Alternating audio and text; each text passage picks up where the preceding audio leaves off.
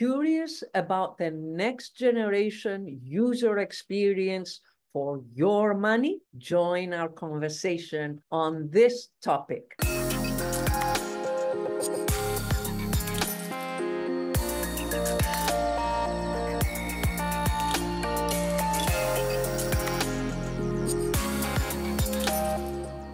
So today I have a special guest, Dave Wallace, who is, I would say, a serial entrepreneur in fintech, in financial services. Dave has spent over 25 years in what I would call customer experiences, digital experiences, helping banks, financial services providers, brands, with these digital experiences.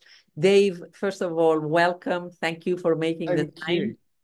Yeah, so I mean, I admire the fact that you have already built a business and sold a business, and now you founded another business, always focused in this area of digital experiences. Now, I guess you're focused on mobile because that's where the world is. Totally. Totally. I mean, if I was very lucky because going back, well, over 30 years, I did a degree in psychology and I left university and I couldn't find work. And I ended up in a company called Yellow Pages, temping for them. And at that stage, Yellow Pages was a huge company in the UK. I think it was actually the UK's most profitable business because they published these huge books and people had to pay to advertise in these books in order to get business. That was the way we found people in the old days, was through Yellow Pages, or businesses through Yellow Pages. A data marketplace in that form, right? Well, I mean, it's interesting you say that because wind forward a few years, I discovered the internet for them, or rather, someone who was a colleague was ill and they asked if I would go to this conference. And I went to this conference, and one of the speakers was Nicholas Negroponte, who, you know, Okay. I consider to be one of the fathers of the kind of modern internet. And he was talking about this thing called the internet. And I was like, wow, that sounds so cool. I'd never come across it before that. So I rushed back to Yellow Pages and I said, look, this is going to change everything. And I must have been sort of like very passionate because my manager said, oh, okay, well, you know, why don't you focus some of your effort on understanding it? So I actually spent some time um, getting an internet account. So I had a CompuServe account and used to dial into the internet on a 2.4 modem. And oh, yeah, I mean, it was, but I could see the future, you know, I could see this. And so I then spent time with Yellow Pages and, you know, things got better. And, you know, they put a lease line into the business. So a 1 megabit lease line, it cost over £1 million.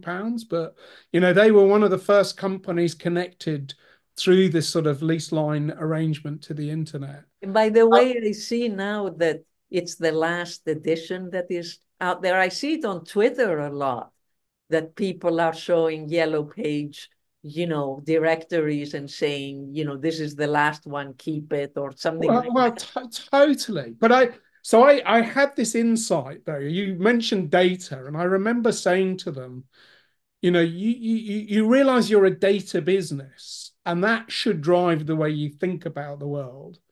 And they just couldn't see it because they were a book business. So, you know, their competence was publishing books, not understanding data. And I think if they'd understood they're a data business, they would have got rid of the books a lot quicker. You know, in actual fact, at that stage, even at that stage when this was sort of late 90s, they had Google were interested in acquiring them. So, you know, I ended up getting very frustrated and decided to leave the business. So I then joined an e-commerce startup. And that startup had a couple of financial services clients, and I knew nothing about financial services. But I could sort of see again the future that, you know, if there was money to be had in the internet, it was probably going to be about financial services. That's where the money was to be going to be kind of going. So I worked on the first insurance implementation, direct insurance implementation in the UK, and met I now run a podcast called Dave and Dom Demystify, but it was in that company that I met Dharmesh. So Dharmesh was the technology brain, and I was the kind of design user experience person. And we did some of the first internet banking applications. So, we spent, actually, I was incredibly fortunate because we spent a lot of time thinking about the user interface. And that was at a stage where, there was a scramble to get online and people just didn't think about the user interface. Whereas actually, I was in a business which cared about the interface. Long story short, that business boomed and then bust. And then I saw the opportunity to start my own agency. But by the time I started my own agency, I was sort of smitten by financial services. And I was like, if I want to make an impact on the world, then actually helping banks and insurance companies to kind of connect with their customers, that feels like a good thing to do. So, we started as a tiny group of, there was four of us in a barn in the middle of the Oxfordshire countryside, and we decided we'd phone the biggest companies that we could. So our first big client was Royal Bank of Scotland, and we went in to see them, and they showed us a design. I mean, this was sort of early 2000s. Showed us a design that the chairman's son had done, and it was just like, why are you getting the son of the chairman to redesign the sort of this bank website? And we then came up with our own solution, and it was much better, and that turned into a big relationship. And then from there, I ended up working with HSBC, and then, long story short, built my business up. Spent 16 years working with HSBC. Grew my business internationally, sold it to WPP, and throughout that time, really kind of rode the wave of digital transformation with HSBC. So I was so fortunate to kind of have that experience.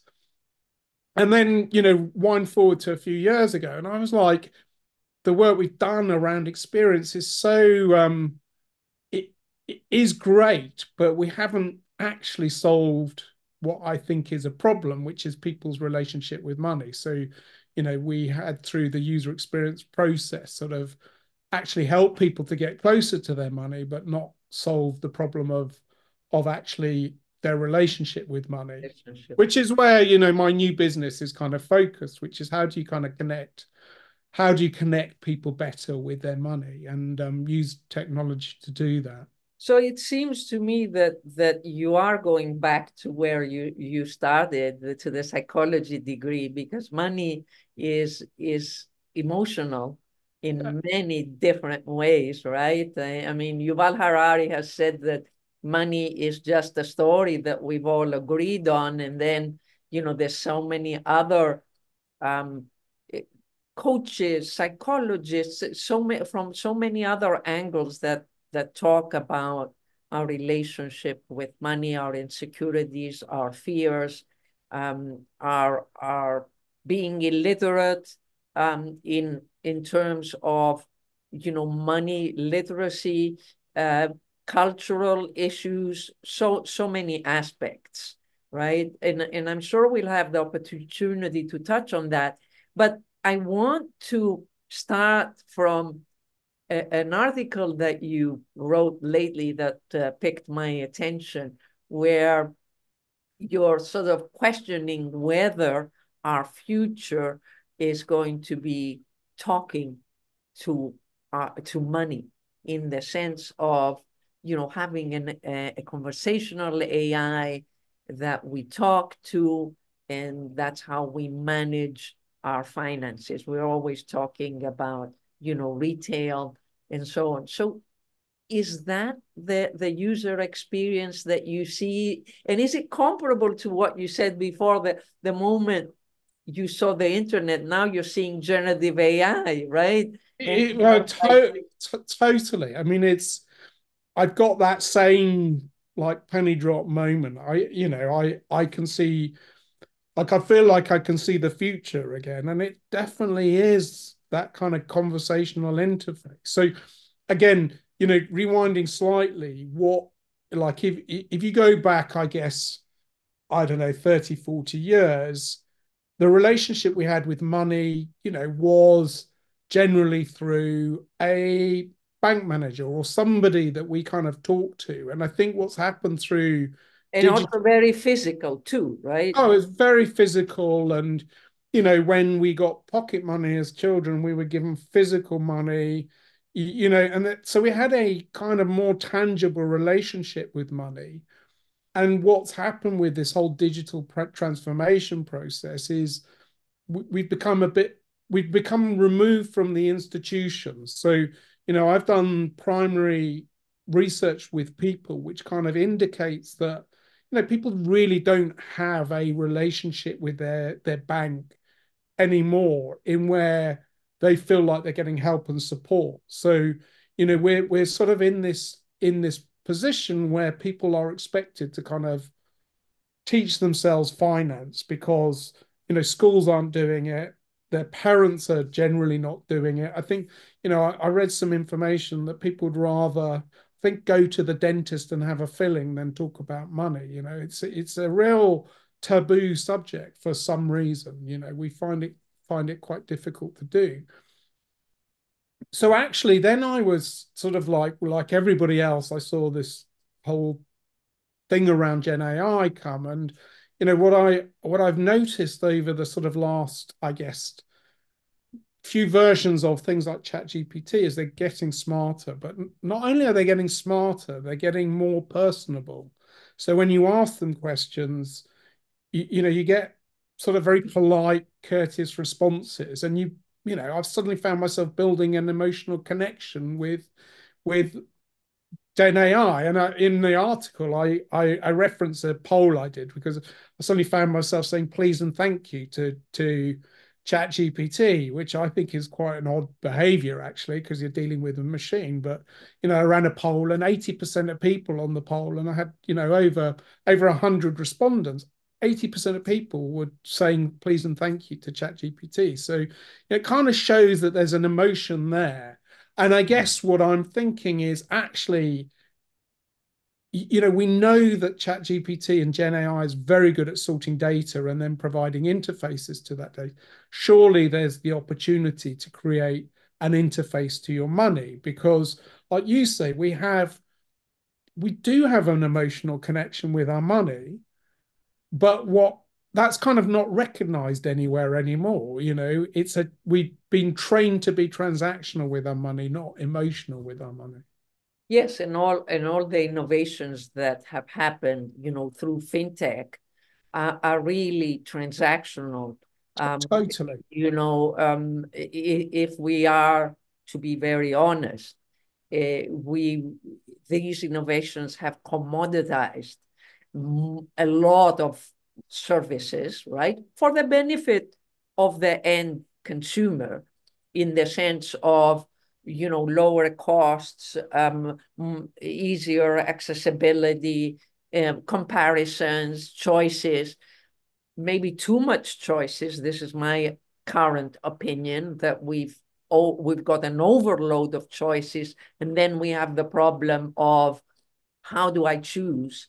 And there's no way for end users to optimize because there's so much out there, right? So now you need another level Well, to.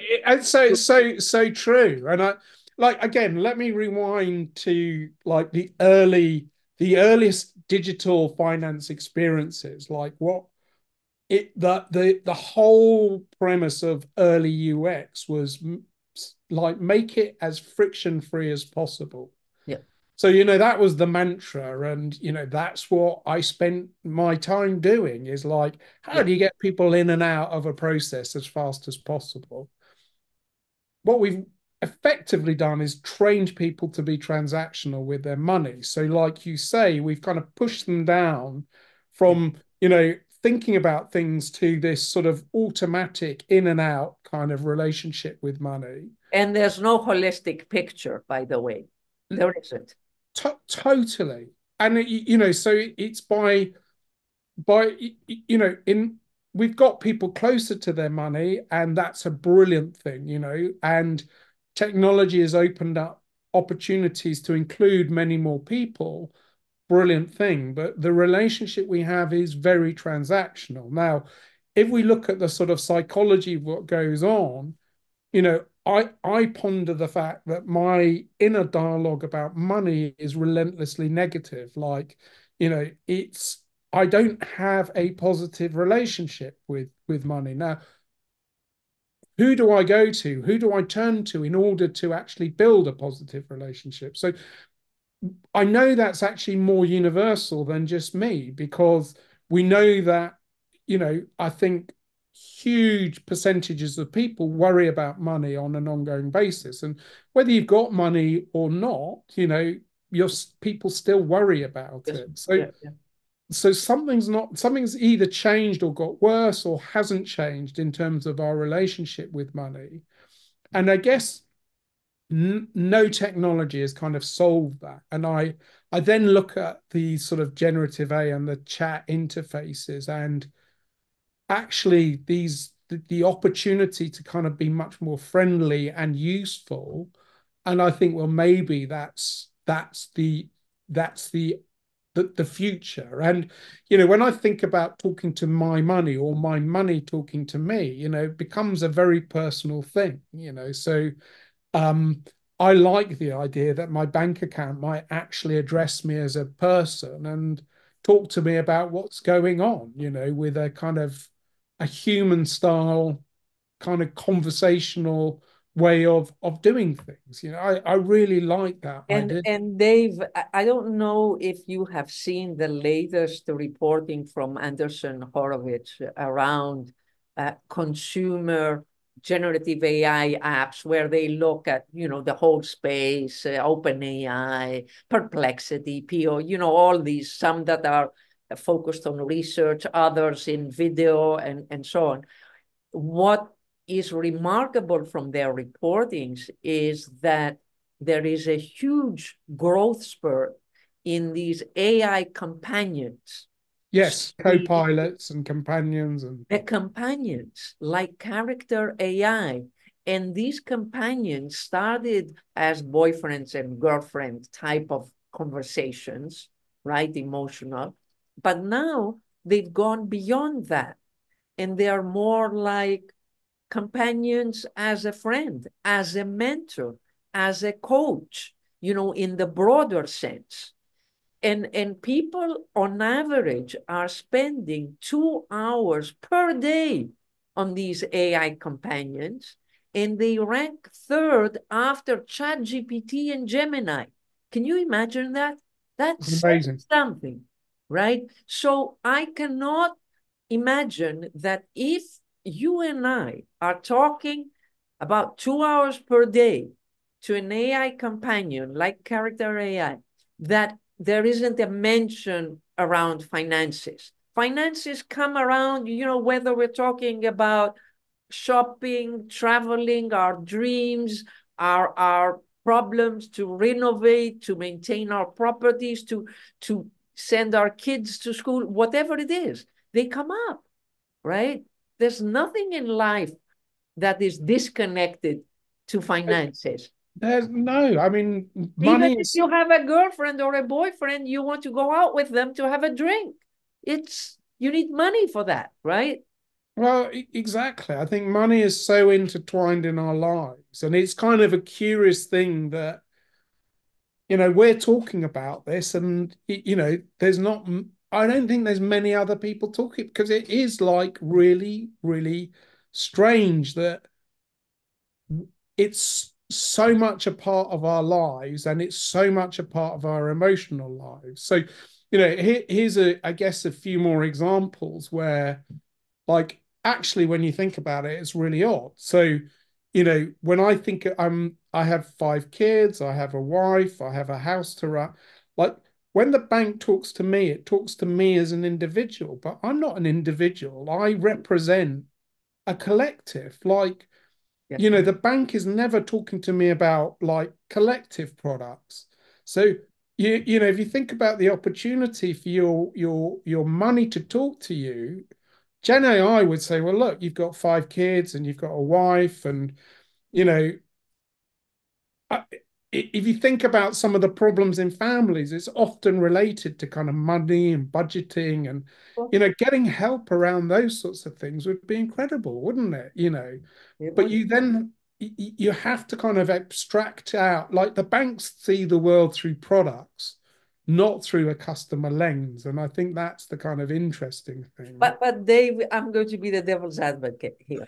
If your bank or my bank talk to each of us, on a personal note, because of prior history, will be a little bit suspicious because they're selling products and they might, want to sell products. So the question that comes up is character AI, the AI companion app, which is independent of a bank, a better I, money companion?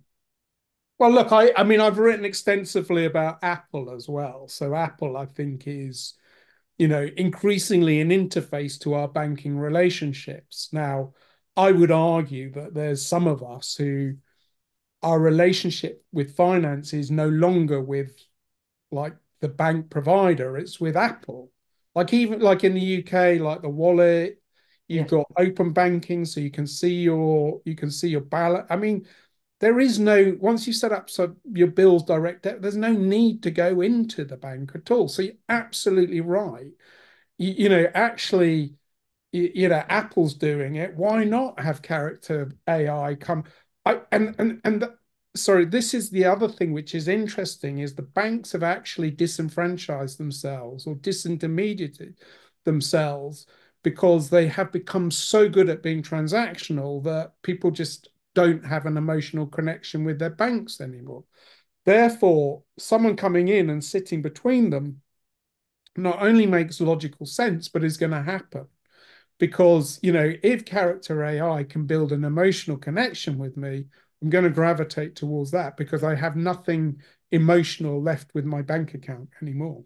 And wouldn't you Or pay a banks. subscription to have that AI companion that you can talk to and sort of do brain dumps about what's worrying you or, what to do?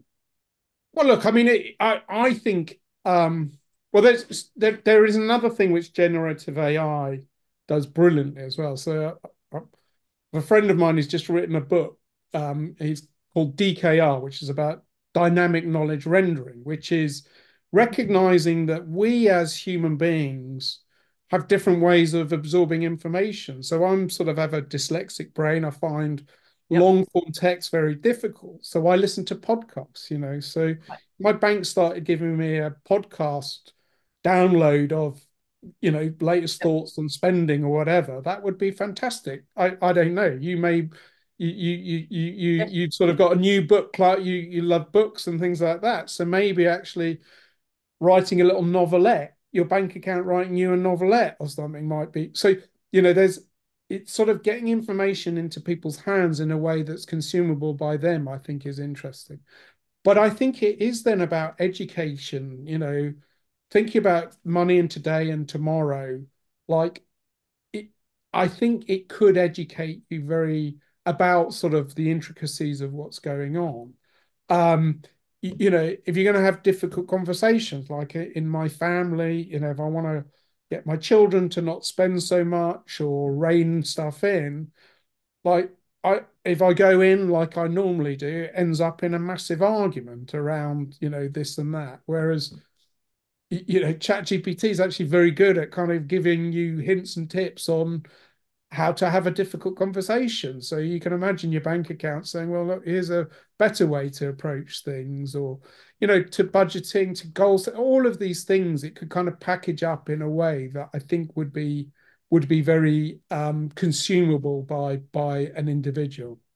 So this sounds to me a bit like the social commerce trend that has, mushroomed in China, right? Where people are really shopping through video, really, and um, um, I, social platforms. I think so. I think so. I mean, I think it's. it's sort of starting to deliver content that people can are comfortable with. So, you know, another good example is the whole notion of PFM, like personal financial management, like, graphs after the event, which, you can go and explore and it can show you your spending and things like that. I don't know anybody who's found these things particularly useful, to be honest with you, because they're sort of showing you sort of information that kind of has happened previously, but delivering it in a way that's sort of quite boring, to be honest with you. So it's quite difficult to kind of consume that information. So this could be a way of actually bringing some of those sort of trends to life, but also doing it in real time as well. So Real time, yes, yeah, exactly. So if I'm sitting, tonight at 11 o'clock at night, surfing on the web and, considering shopping, the next whatever, dress, shoes, whatever it is, or gadget. uh, um, if there's a voice activated chatbot that I ask and say, is this a sensible thing to do, given that I'm traveling next month, given that my son called me last night and his laptop is damaged because he had it in his backpack and had his protein shake after the gym minute oh my it God. blew. Yeah, Right, I've been there. I've been there. You right. can imagine with 5 kids, like that's yeah. Exactly. Yeah. So what to do, right? Helping with the impulse that, all these habits that the digital world has created. I I think I think it's totally, so I think about like we we are in a consumer society, and actually sometimes like sometimes you need to spend, sometimes you shouldn't spend. You don't need you might want something, but you don't need it, and I Exactly. try and live None by of the us needs another pair of shoes or t-shirts. None of us really. exactly. So, having your bank account as a conscience for some of us, like I know it wouldn't work, but for me would be a great thing. Like, you know, I mean, talk to my family. I'm always buying things for the kitchen, and half of them I don't use. And I'm like, okay, I've just got to stop buying this stuff. So actually my bank account's saying, look, Dave, look, you've already bought 3 knives. Why do you need another knife? Yeah. Might be a good kind of thing to do, so and that's, I think, actually, if you could build a relationship with your money which is positive, it then opens the potential for advice, ideas on what to do with it. Whereas at the moment, if I think about like my relationship with money, I said is quite a negative one. So I'm always suspicious of products and services being sold to me, and actually some of these things may be exactly what I need. But, I will often pass on products and services because, I'm like, well, what's kind of going on here? Yes. Yeah. So, Yeah. Yeah. and that's some huge missed opportunity, I think, because I can't be alone in all of this. 100%. And, when I look back at the financial decisions I made or did not make, the ones that I did not make, have hurt me a lot. And even though I was trained in this field, right, I got a PhD in finance, but what does that have to do with relationship with money? No, It, nothing. It's got nothing to do. I could understand, option pricing models. I can understand Monte Carlo simulations. I can structure products. I can do all sorts of, talk to you about measuring risk and risk management and so on. But that has nothing to do with the fact that when I got my first job, in Manhattan, I rented an apartment. I was not aware. that it had a clause that I had the right, the first right, if it was sold, to bid for it, right? The apartment was sold in 1995 for $125,000, right? My mind was not in investing in an apartment. That apartment today is over $2 million, There. right? So, we all have stories like that, right? I, So, uh, you know, I think it's so true, and I I think actually, what I don't know, like in the UK, we don't our children aren't taught finances. They're not taught how, yes. like, they I think I interviewed some kids about like education, and this was sort of like, I think last year they were taught how to write a check, and I was like, what? Oh, Oh yeah, someone came into school and taught them how to write a check, and I was like, but I haven't written a check in 5 years. Why are they doing that? Like, so the level of financial literacy is pretty woeful. So I think banks haven't stepped up to the plate. We people are. I don't know.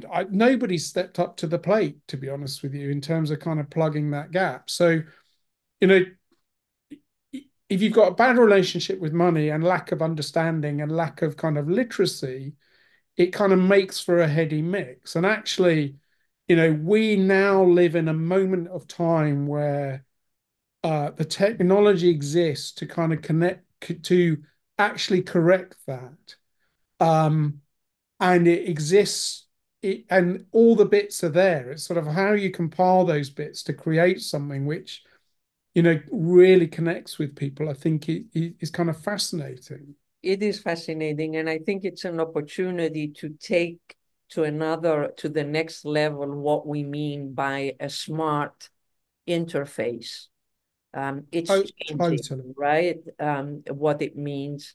And of course, it comes and contradicts with the fact that it's not about product selling and product cross-selling, right? It's about developing a relationship.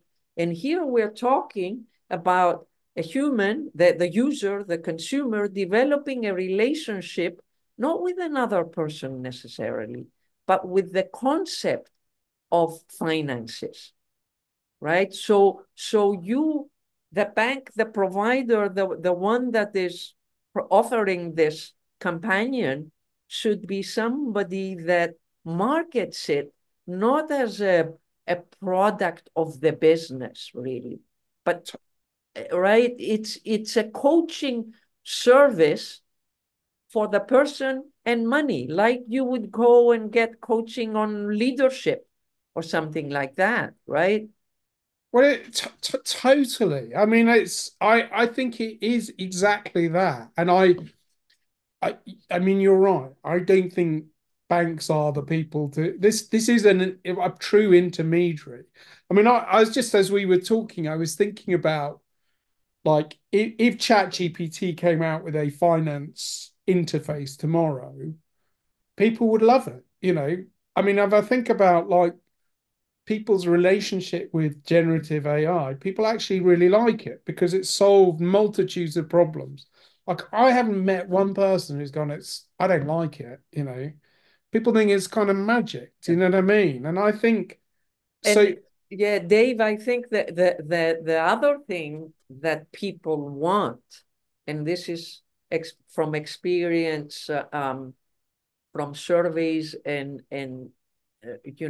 research for women specifically, women want small groups to be part of and discuss about money, and maybe it's men too, right? So if there was a chat GPT interface that you could voluntarily, of course, also be part of small digital communities, that would be wonderful to learn from each other. Well, and I mean, there's a whole nother discussion around this, but I think, it absolutely. I think it's it's a way there's so many opportunities to kind of actually bring humanity Yes. to the whole kind of service. But I think, to your point around women, I think that women have been disenfranchised by the financial system, since it kind of started. And actually, that is part of the problem is